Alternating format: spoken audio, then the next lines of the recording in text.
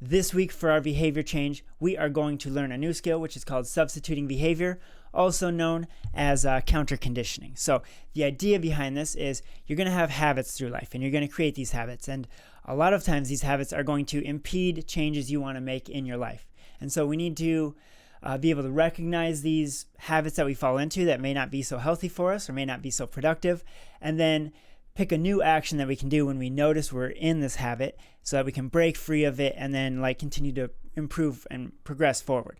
So what you're going to do this week is you're going to think of a habit or something that is impeding your progress, and then you're going to make a plan, determine some other action that you can do to get out of that habit that's kind of holding you back. So for example, drug use, for instance, is really habit forming because of the dopamine pathways. We'll learn about that next week.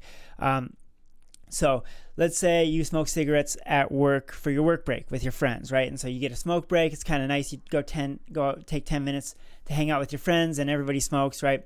Let's say you're trying to quit smoking. Well, there's going to be some difficulty there because you're used to this time with your friends, hanging out, talking, and that's a good time probably.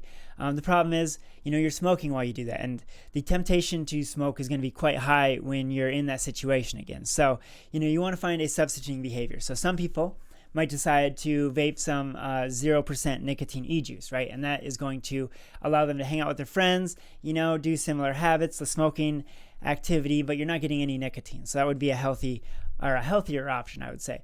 You might even want to maybe include one of your friends and you go for a walk instead of standing around for your smoke break. And that way you're actually getting some exercise as well during your break. So, that's some good examples for that. Maybe if you're at home and you get the craving to maybe drink or smoke, when you feel that craving, you need to have a different activity ready to go because that craving is very strong sometimes, right? And so you can say, okay, whenever I get the feeling to drink out of boredom or whatever it is or stress, I'm going to take a 10-minute walk instead. And then when you get that craving, you go for a walk rather than making yourself a drink. You can also do this with, let's say you get stuck on social media, right? And you're just scrolling endlessly, or Netflix or video games.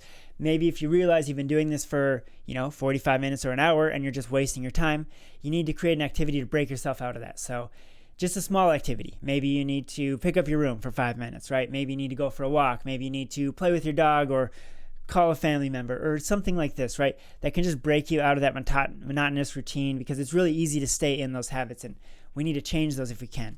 And then let's give one more example for mental health. Let's say you start being mean to yourself, right? You start saying mean things to yourself.